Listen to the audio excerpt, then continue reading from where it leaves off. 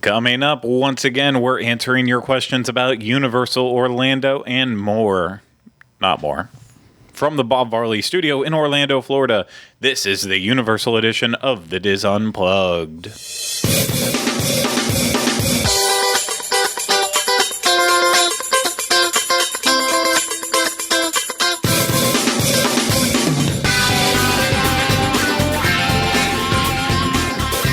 This is episode 198 of the Diz Unplugged Universal Edition. The Diz Unplugged Universal Edition is brought to you by Dreams Unlimited Travel, experts at helping you plan the perfect Universal vacation. Visit them on the web at www.dreamsunlimitedtravel.com. Hello, everyone. Welcome to this week's episode of the Diz Unplugged Universal Edition. I am your host, Craig Williams, and today I am joined alongside by the same person I always am, unless I'm doing it by myself, or we have a special guest on, Ryno Clavin. Hey. Waka waka. Okay. Okie dokie. Okay. You drew it in at the end. Couldn't do it in the beginning? No? Okay. I can't think of anything he says right now. Okay, fair enough. So, Funny. Yeah, that's not one of his lines. But we have, regardless of Ryno not being able to come up with any Muppet humor for you right at the top of the show, we do have an excellent episode for you. As we have said before, I don't remember when, if ever. I don't even know. Sometimes that happens. You need to finish a sentence. I thought about finishing it, and then I was like, no. Just stall on the brakes. Yep. You're just... What emotion's driving your brain today? No idea. Probably the emotion of I got not a lot of sleep last night. I still have a ton of work today, but we have to cram this right in the middle. So why don't we just get to it with cramming. The questions? Yeah, we can get questioning. So of course we asked you to submit questions on Facebook or email, and I've got a decent list here that we can read off of. So. Of course, inevitably, there's always going to be some Halloween Horror Nights questions thrown in, so I figured we could just get to those right away since the event just ended this past week. Let's just get that out of the way for right now, and then we can move on to greener pastures. So our first one that we have comes from Alex, and Alex says, since HHN is over and Universal is having the Stranger Thing house open for one day during the day at Universal, do you think it's to test out if they should have an all-year-round haunted house? If so, which house would you be really interested to see? And of course, this is in reference to just a couple days ago, 2 days ago, in fact, was Stranger Things Day, to celebrate the day that Will Byers disappeared. Nothing like celebrating a day that a child was kidnapped by a Demogorgon to go into a upside down, but Carol Ann doesn't have a day. Yeah. Where's the National Poltergeist Day? So Stranger Things Day, we have Clear that. Your mind. It knows what fears you. Exactly. That's not the right saying, but whatever. Exactly. But no, I agree wholeheartedly on that. I don't think Poltergeist is getting its fair share. It's due. But yeah. So Stranger Things Day happened, and they had the Stranger Things house open for one day after Halloween Horror Nights ended from 11 a.m. to 7 p.m. They brought back some of the food offerings as well, too, that was special. So cool little thing if you were here after the event to take place on it. The lines were short for pretty much most of the day. I was kind of following along. I heard some people saying they were waiting 30, 40 minutes for it. It did jump up to like 2 hours as it got to the end of the night right before it was about to close. Everybody's trying to get out after work to go. Exactly. Get out after work, want to hit it all at once. So pretty insane. But do we think it was a test to do an all year round haunted house? Yes. They run a house? Ultimately, I don't think so at all, because they don't need to do a test here in Orlando to do that. They already do it in Hollywood, and they've done it in Hollywood for a long time. First with, I don't even know if there was one before the House of Horrors that was there for a long time, but they had House of Horrors, and then that closed, and then we got another year-round house with The Walking Dead. Did The Walking Dead replace that?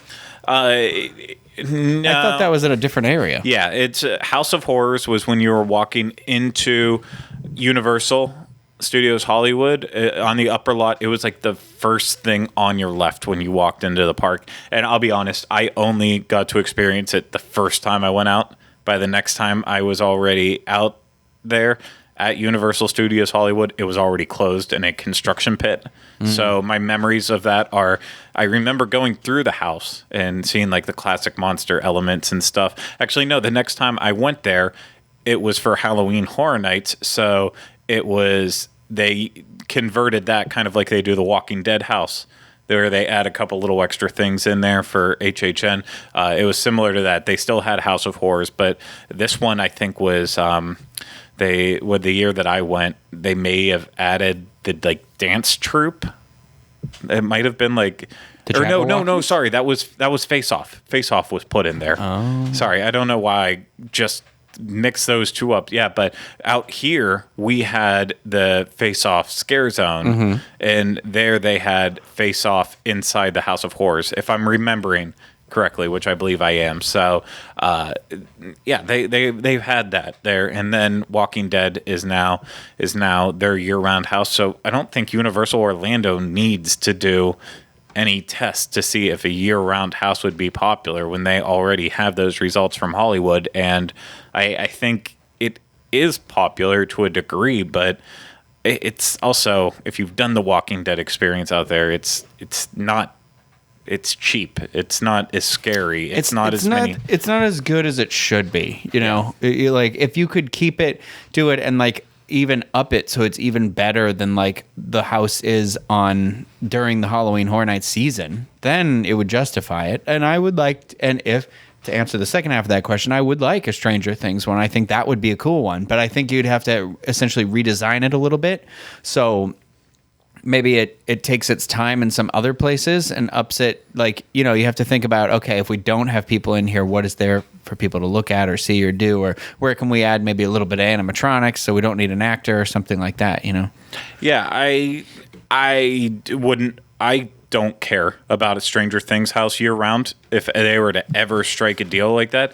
And it's just solely because there's not... It's the Demogorgon that's the scary element to that. And so, like we saw in the HHN house, you just have a lot of Demogorgons around, and then some of the random characters that have really high volume triggers that go off to give you that little bit of a jump, but it just wasn't unique enough. And with The Walking Dead, yeah, it's just zombies over and over and over again, but at least the zombies have different characteristics and different looks to them. Demogorgons don't, so I don't think it would work with that. It would need to be something like that has multiple characters that can be used for the scare elements. That, like, think about a year-round Ghostbusters house. Taking I would different die. Shows. Yeah. I would die. What if they could make it where it was like Men in Black? You know how you have the blaster? Yeah. Maybe it's a walk-through blaster house like that. Oh my God, get rid of Man in Black and make it Ghostbusters. So many ideas come to me now. But that's what I'm kind of saying with it, though. I feel like it needs something that has a larger world in order to make it more entertaining. And then you also want to pick something that you know is going to be timeless. We're still living in the world of Stranger Things right now, but will it still be as impactful 10 years from now, especially if it only is like 3 seasons? We look back on I only care about Ghostbusters now. There is no Ryno, only Zool. That is true in life. Only 3 seasons. What are you talking about? It's going to be 5 seasons. We don't know. The kids eventually are going to start. No. The guys who made the show already said that they didn't want to do any more than that. That they were essentially like, they believed it was going to be 4 or 5, but no more. But that is also, I think you have to start looking at the cast. You know, if they're able to put it out year after year, the kids stay young, they stay good. No one wants to see... Will's getting old, though. Yeah, no one wants to see the kids once they start getting too old. No one wants to see Dustin looking like he's 40 years old. He basically already looks like that. It's just, they're going to have to watch out with how they progress with it, or are there enough interesting stories to take it that long? That's ultimately with any TV show or any movie. Should I keep making sequels? Should we keep making new seasons? If you don't have an interesting story to tell anymore, just stop telling it. you can find something else creative to work on. That's my advice to all those Did people in season Hollywood 2 out come there. out this year or last year? was Last last year, Halloween. yeah. Yeah. Okay. Just checking. Just wondering. So I would like to see something else if it was a year-round house. Not necessarily Ghostbusters, but like I said, something that's more that has already stood the test of time. Ghostbusters. And that's that would work. But so I hope that answers your question. I know we didn't. Well, you said which one are we interested to see? Ghostbusters. I'd like to see it be something though where maybe it stays, but only for 1 year. So it starts and it debuts as part of Halloween Horror Nights, and that one will stay until the next Halloween Horror Nights. Yeah. And so, like, maybe that one can get a little extra touch in construction and creativity, but, like, maybe it can be swapped out. So if there was one from this year's event that you would have liked to seen as a year-round house, which one would it have been? I think Poltergeist. I think because it involved a lot of different types of scares. So, and a lot of creative scares, but it also had like puppetry in it a little bit. I don't know if puppetry is the right word, but so I felt like it had diverse type of scare elements in it. It had the rain in the beginning, the house. I thought the way you move through the house was really cool, and I think it would be one that I could see. I went every time, and I could see repeatedly going again to really see it all. So I can see it as somebody who maybe doesn't go that often would go more than once to see it again. But yeah, of the ones I think that one and maybe Scary Tales. Yeah, I was honestly leaning towards either Scary Tales or, even though it wasn't one of the bigger ones that I liked, but something like Carnival Graveyard, which still would work with Universal. Hey, I know you and I weren't the biggest fans of it, but for some people out there, this was their favorite house. It did always have a 45-minute wait or more. So it was always busy. So it's, People vote with their time. People like that zombie one a lot. The Dead Exposure one too. Yeah. So that seems like one that would have been very popular if it stayed. But it's the zombies, like you said. Yeah. But for me, I think it would be either Scary Tales or Carnival Graveyard. I could see those having loved Poltergeist, but you also don't want too much of a good thing. And I feel like that would have become a thing with it. I don't know. It was a very different house going in it. During the daytime, right when the event started, versus nighttime.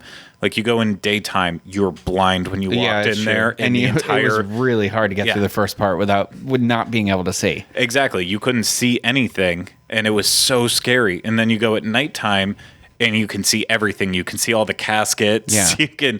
But there was the scare element wasn't there, so it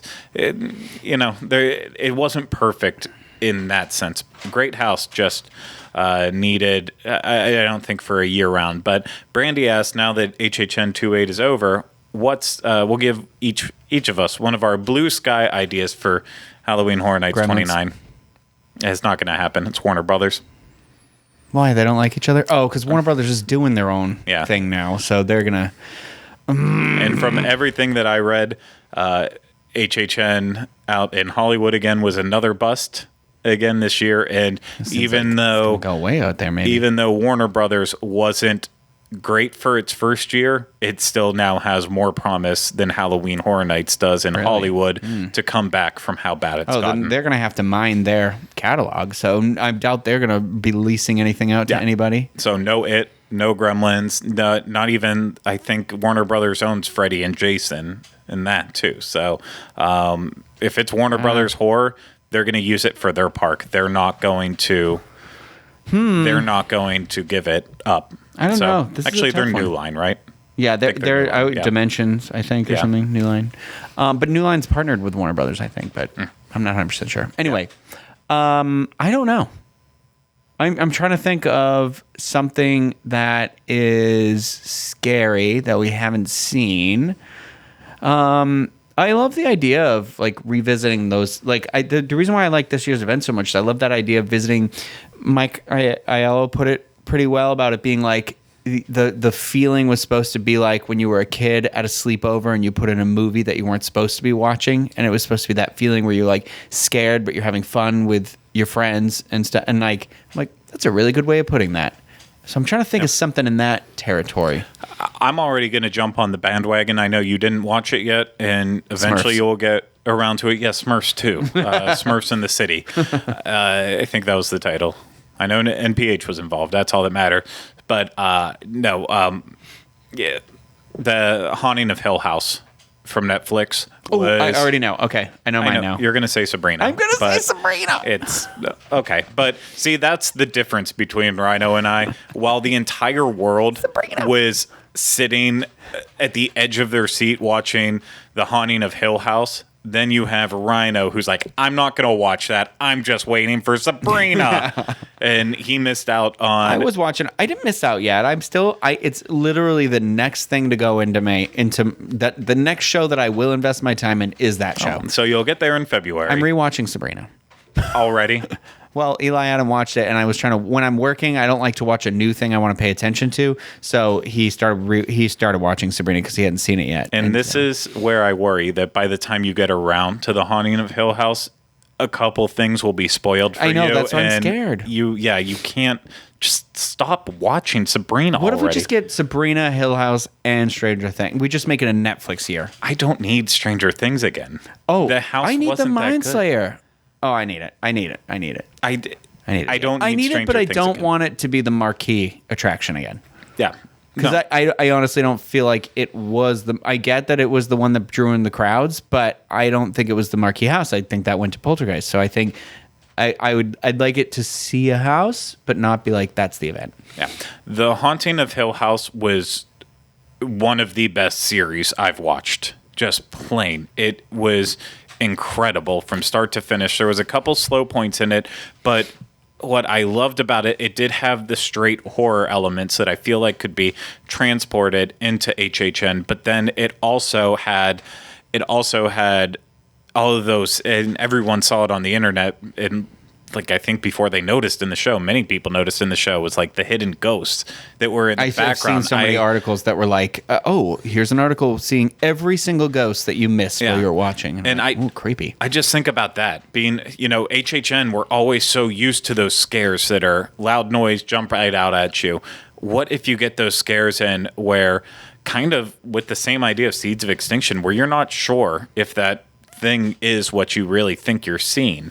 And if there is a ghost in the background. On top of that, I think one of our highlight houses at Not Scary Farm, the year that we went, was the Trick or Treat house. I forget. I think his Trick or Treat Lights Out, something like that, where you're walking through the house. Oh yeah, that and was cool. You have your flashlight, and it will just go out and goes dark. They do that. Flickers and do things. They do that in the show too, where they have flashlights that just start flickering and then go out. So even if that became if they took Not Scary Farm's idea and did the flashlight haunted house with it, oh my gosh, it has so much promise with that. So I would like to see, and I know this is definitely blue in the sky and would never happen because it's been 14 years, so it hasn't happened yet. It's not going to happen now.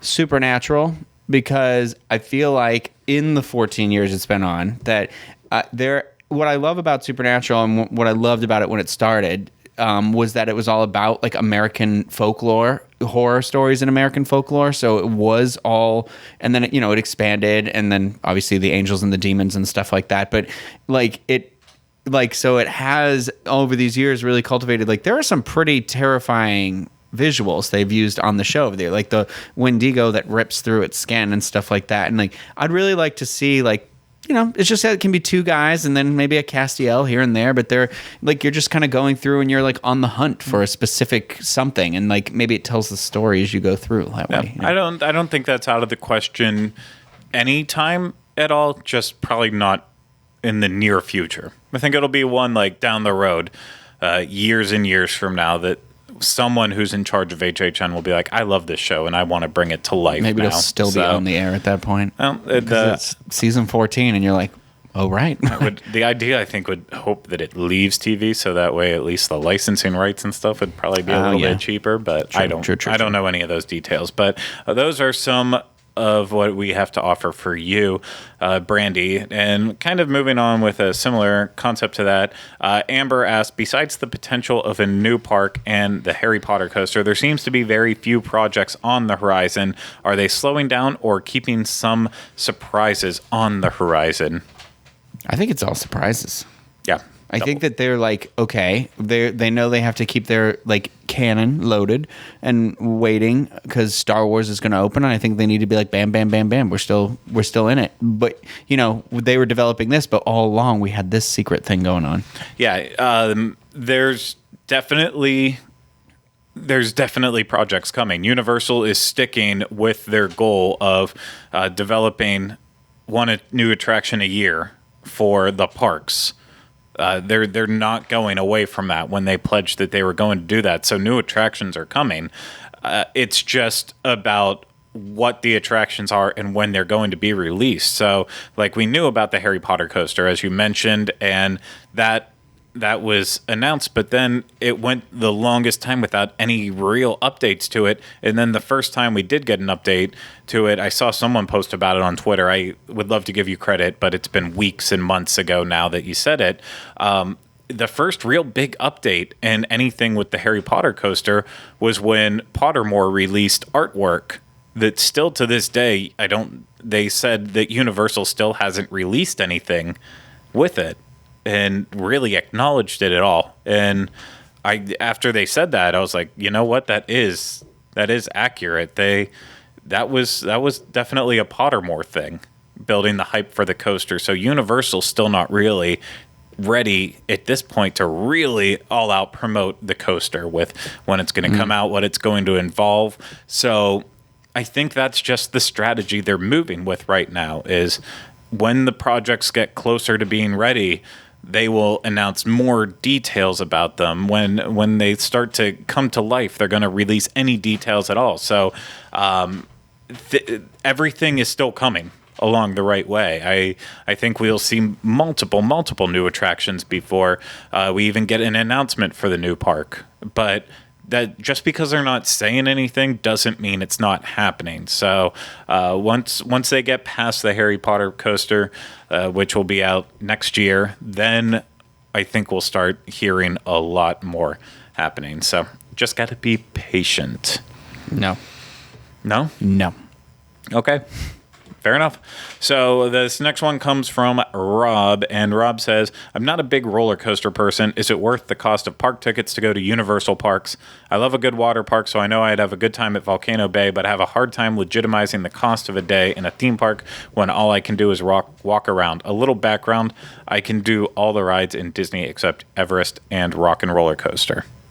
What are your thoughts? Wait, sorry. I think I thought he was going to ask a different question, so I didn't understand the first part of the question. Doesn't like roller coasters. Can he still get his value out of it? Wait, so there was no question about the water park? Oh, he said he thinks he can do the water. He loves water parks. Could do the water parks, but his is not about whether or not he should go to Volcano Bay. He knows he should go to Volcano Bay. Should he go to the other parks, knowing that he doesn't like roller coasters? Well, okay, so and he's saying the only two rides he doesn't do, or that he can do Everest, or he can't do Everest. Doesn't do Everest or Rock and Roller Coaster.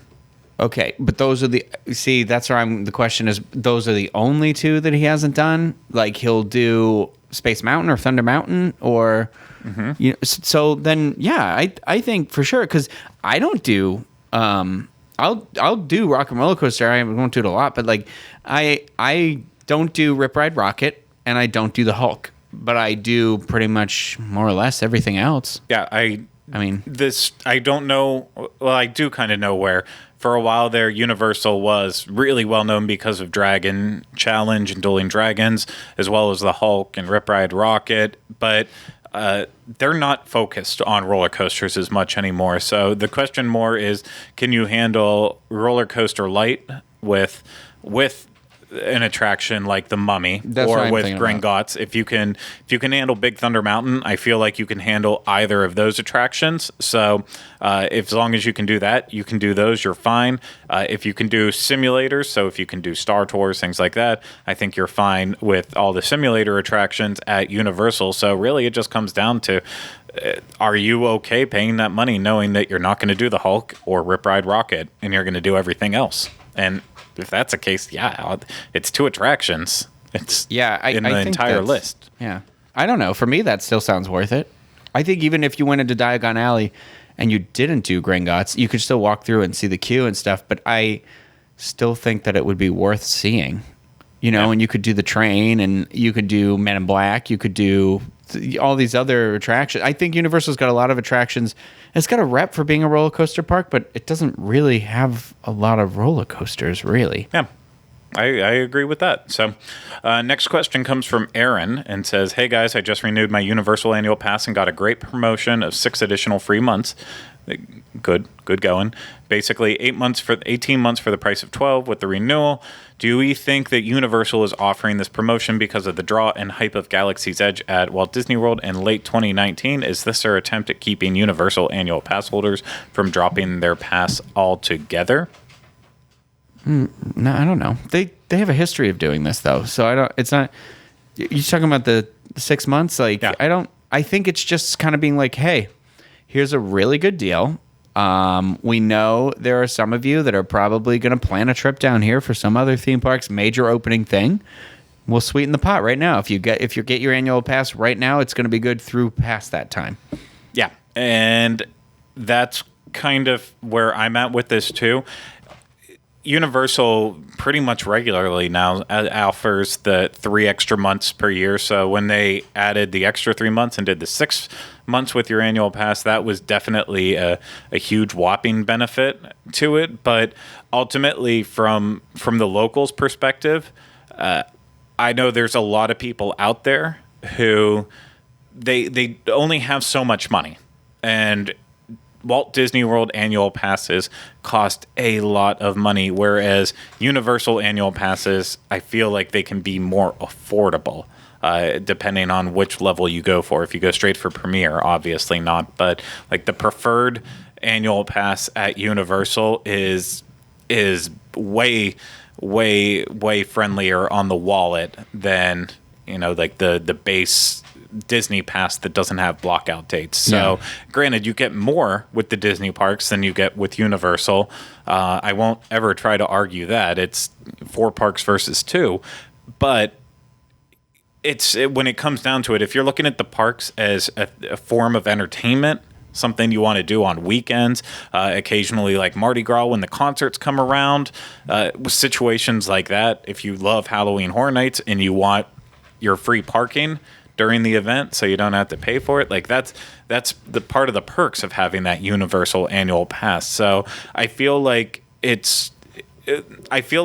Universal's not afraid of losing pass holders once Galaxy's Edge opens up, because they offer a different experience as an annual pass holder by having their annual passes. So I don't think they're super concerned with that. And honestly, with Disney, I think people know how terrible the crowds are going to be with Galaxy's Edge when it opens up right away. So the idea of thinking that you need to drop Universal as a pass holder to go to Disney for Galaxy's Edge, I mean, the most adamant fans are going to say, no, I'm going to wait like 6 months or longer until Galaxy's Edge hopefully slows down, and that probably won't be for over a year after. So I think it's an added promotion. Maybe sales were down on annual passes and they needed to make it back up a little bit. I think they know there's a window right now, like you said, that allows people to kind of take less of a risk. Yeah. So if you're like, okay, it's the same price, but now it's 18 months instead of 12, like it feels like, all right, well, that's a much bigger value for my money. And it's like, okay, we don't offer this all the time, but we know you're going to come. So yeah, why not pay it? And that's like, I can speak firsthand. I'm waiting for SeaWorld to roll that back out again. I want to get next year. My goal is to start going to SeaWorld and Busch Gardens more often. Yuck. So I'm waiting for them to release their 3 months free annual pass, just like they did last year. I didn't bite on it last year. It wasn't the right time for me to get it. Are they bundled together, or are those 2 separate passes you're talking about? No, you can get it bundled together. Oh, okay. You can do like SeaWorld by itself, a Busch Gardens by itself, a Busch Gardens and SeaWorld by itself, or then one with SeaWorld and Aquatica, and then I think one with all 3 too. They have lots of options with that. But so like, I'm specifically waiting for that too. So I think it's just sometimes you have to put out these promotions to finally lure the people in who were on the fence about it before, just to sweeten the pot to get them to go. So regardless, if you were on the fence about it, as we said when we talked about that annual pass deal, this is the time to get it. It's a great deal. And remember, you have until, I think we said April to get that deal. So just take advantage of it before it ends. So something you absolutely need to do. Okay, now we are going to move on to some holiday-oriented questions, just kind of go in rapid-fire succession. So Jen asks, how long does Grinchmas go for? Also, does the Hogwarts light show change for Christmas, and for how long? Well, Grinchmas will start in mid-November, and it will run all the way through, I think, January 6th this year. So without pulling the dates up off the top of my head. So it's through the end of the first week of January, isn't it? Yeah. So plenty of time to experience Grinchmas, but not to the point where it starts getting awkward. Like, it's way past. Grinch should be going home. At this point, Christmas is come and gone. Why is he still trying to steal it? He's sticking around for his favorite holiday, Halloween. Mm-hmm. Yeah. All the way there. Now that I know that. You see? You see? Ugh, terrible. And in terms of the Hogwarts light show, the Magic of Christmas at Hogwarts Castle, that will also start up right along with all of the other holiday offerings, and it is different from the year-round show that they'll show sporadically throughout the year. So if you didn't see it last year when it debuted, it is beautiful. Yes. I absolutely recommend checking it out. And going on that, Lily asked, what is the best place to view the Christmas light show on Hogwarts? Is there only one daily, and any other tips to enjoy Christmas at Universal? I would say, personally for me, you either have to get that stand right by where the stage is, with the Frog Choir stage, right towards the left side of the stage, looking straight on at Hogwarts. I feel like that's probably the best place. That's the place I enjoyed it the most. And if not, then you have to find the place that feels best for you on the bridge. But the bridge is also a great spot to watch it. I agree. Those are the only places I really watch it. So yeah, don't get too close and don't stand too far back. You have to watch how the crowds are moving in and out, because they will just stop immediately in one place and make it look like, oh, I can't get to where I want to get. And then little will you come to find out, if you just walk right around them, then there's a big open gap. The crowd control is awful for this show. So it really is about you making the effort to get to where you want to get. On top of that, too, it happens basically every 10 minutes. So you don't have to wait too long. It's like 10 to 20 minutes. I can't remember the exact number, but it's constantly throughout the night, starting at dusk all the way through close. So, and other than that, with tips to enjoy Christmas at Universal, just Grinch it up. Enjoy the Hogwarts stuff. Go over to Diagon Alley and check out Celestina doing her Christmas show. And I still like the parade. Hopefully it's more upbeat than it was last year. Last year they were getting their toes wet and getting used to the new format with it. Hopefully this year it'll be solid. But we'll have more to say about that when we go and cover Christmas stuff, I think, next week. Yep. Already, which is bonkers to say the least. So, and Bonkers D Bobcat. What's that? Bonkers D Bobcat. Cool. And then finally, Cassandra also asked, when will the parade and concert info be released for Mardi Gras? Any speculation to themes/acts this year? No idea on the themes or acts this year, but the information usually comes out right around New Year's, where we start getting the full list. I think the parade information comes out like usually in December at some point, and then the concert list starts coming out in November or in January. So it'll be right in that time frame, and then it'll kick off right around Mardi Gras, and then run for 2 months after, because that's what makes sense in life. Mm-hmm. So, okay, we're going to wrap things up with one final question, and this one comes from Alyssa, and this one is a doozy. It's a 3-parter, so strap in your seatbelts. Here we go for this ride. Hi, Craig and Ryno. I'm so excited that I can participate in a Universal question and answer now that I'm actually planning a trip. Oh. A dear friend and I are celebrating 30 years of friendship this year. We met in kindergarten, and we decided to go to Universal since we both love Harry Potter. We're staying at Cabana Bay for 3 nights in January and could not be more excited. So, number 1, is it worth it to add Volcano Bay onto our tickets for our dates in mid-January? When I was at Disney last January, it was 40 degrees at night, so I'm hesitant. It can go either way. It's not, the weather is not consistent here. So it can be like comfortable. It can definitely be water park weather. What does it say where she's from? No. Okay. I didn't know if it was going to say like PA, like Pennsylvania or something. Because I was going to say, if you're from New England and you're going to come down and go swimming in 70-degree weather, that's one thing. People in Florida are like, I'm cold. But I don't know. If you're only here for 3 days, I don't know if it sounds like you're going to end up doing too many things. You love Harry Potter. I would say take your time in each one of the places, and then you want the third day to go back and revisit them. Yeah, I am right with you on that. The weather really is way too unpredictable to plan that out on, and I would never want to say, absolutely, the crowds are going to be slow. That is true, but if it's too cold to open, then you just, your plans just went into disarray, and everything would still work out, but I don't think it's worth it in January to start making those plans. If you really want to hit Volcano Bay, I would absolutely recommend coming in September, late September, early October time period, or even late April, early May. So, obviously this past couple weeks in October, we've had some nights that have dipped down into the 50s and 60s, and it's kind of gotten really chilly. But for the most part, crowds are super light, and the daytime temperatures when you're going to be out there enjoying everything it's pretty awesome. So just those couple days where we'll have a cold spell, but January and February, it can be more consistently cold. So I think it's just too risky. It could be like windy too that time of year. So it's like cold and windy and water. They don't mix. Yeah, it's just not worth it. But number 2, I have an interactive wand from 2015, and I'm wondering if the technology has improved, or is it different enough for me to justify purchasing a new one? Well, here's the thing. If you're looking for an excuse to get a new one, just go ahead and do it. They released the ones from Fantastic Beasts, The Crimes of Grindelwald, and I have to say the Dumbledore wand is calling my name. Because remember, he has a wand. He doesn't have the Elder wand yet. But when you open the Grindelwald box, there it is. I don't know that it's improved, but if your wand is not functioning well, you can take it to the wizards at the shop, and they will correct that for you. They have specifically said that to me before, that they will repair the wand. Yeah.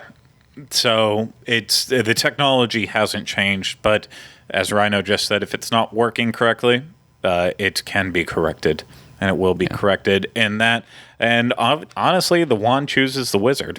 So that's why I have 5 of them. Yeah. I only have one RFID one, though. A lot of the ones that were released haven't changed since 2015, but you might have changed. Yeah, your style might have changed. You might be like, oh, I loved this one when I got it, but I didn't really look at that one well enough, or this character wand wasn't here, that one. So just because you have one, don't limit yourself to only one. Yes, I am not trying to promote wasting money. Well, that's especially the thing. That much on plastic that's going to sit there. And they've gone up in price since 2015, because with my friend's discount, I bought 2 or 3 for $20. With a discount now, they're still $45, and they don't do anything. And so I have I have some of the character wands, and then my birthday wand, and then I was in the room once, and the wand chose me, and I'm like, well, I can't not get this now. Yeah. And that's how I got the RFID one. But you know what? You can display it. It's all about displaying it appropriately in your house. You put 2 screws in a little wooden back, and you draw a picture on it, maybe some varnish. It looks nice. Do what makes you feel best. Yeah. And now here's the tough part of her question. We want to do a progressive eating/drinking from the parks through City Walk and back to our hotel. What are 3 appetizers or bites and 3 adult beverages you would meander back from the parks to Cabana Bay? Appetizers?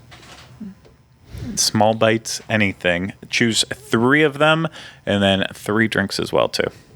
Okay. I'm thinking maybe one of the rolls at Cowfish, like the Burgushi roll. Okay.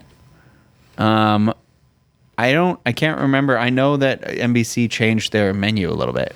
They did, but my choice, I was going to pick 1 at City Walk and then 2 on the way back to Cabana Bay. The first one in City Walk, I would say, is get your giant pretzel at NBC, Sports Grill and Brew, And then also get a beer of your choice. If you're an IPA drinker, their 862 that's made specifically for that restaurant is pretty solid. And then they usually they always have one seasonal rotating drink as well too. So that could be something that's more in line with your style beer wise. They do have tons of cocktails and stuff too, and honestly, if you're looking for more of a fancy drink in that fashion, I would go somewhere else. I would maybe say in that same vein, if you want a big appetizer that can be split between people with a solid drink, is potentially even going to Margaritaville and doing their nachos.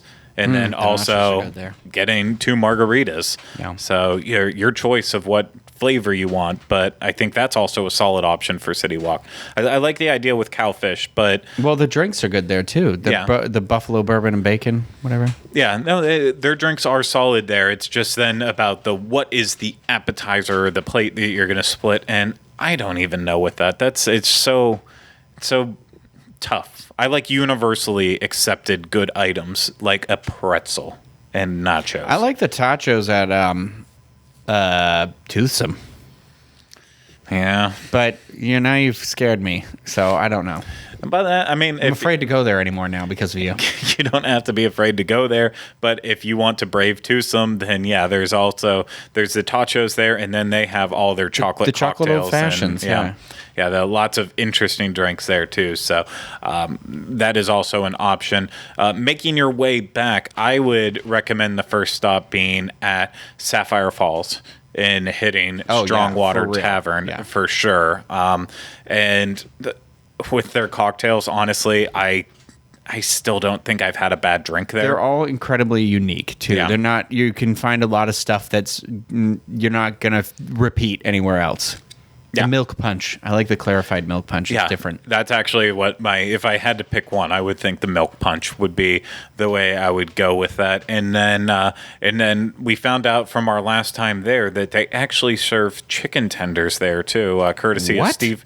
That's what Steve Porter got. Of course he did. So that would be our recommendation. But no, in all honesty, there's tons of good Caribbean flavor. There's one that has it's like an egg on it, and it's like a pork hash. Yeah. It's like that one's real good. Yeah, we're thinking the same way with that. And from there, my final stop would be go up to the 17th floor of Aventura to Bar 17, and I would be right on board with that. Get your 3 bow rolls, and I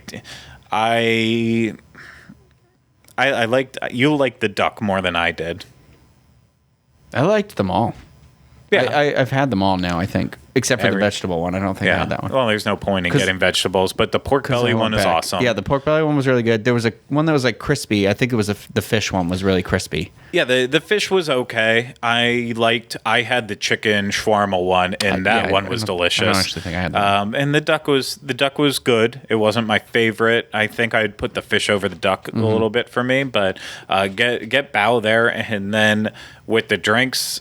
I know, Ryno, you said you weren't impressed with the one drink that you had up there. I had the sake cocktail, though, that they had up there, and it was light. It wasn't overly sweet. It was kind of just a good all-around drink. Someone who likes sweeter drinks, I feel like they would say, oh, I can drink this.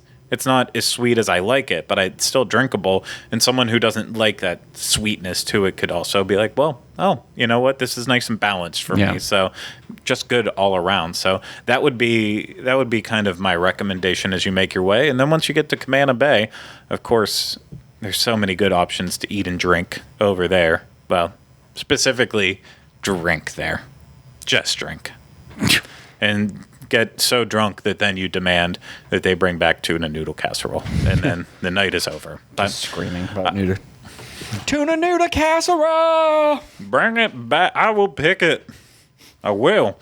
So hope that helps with your advice, Alyssa. No, wait, that was our advice. Hope our advice helps with your trip, Alyssa, and hope you have a good time this January. So that's going to do it for this episode, Asking All the Questions. Thank you so much to everyone who submitted their questions. We obviously couldn't get to all of them, but that doesn't mean you shouldn't ask the same questions over again the next time we get back. We just we essentially picked ones at random. So doesn't mean your question was bad. It just means it wasn't chosen for this one. So we will get it the next time around if you resubmit it. That is. So thank you, everyone out there who submitted your questions. Hope it was helpful for some people out there.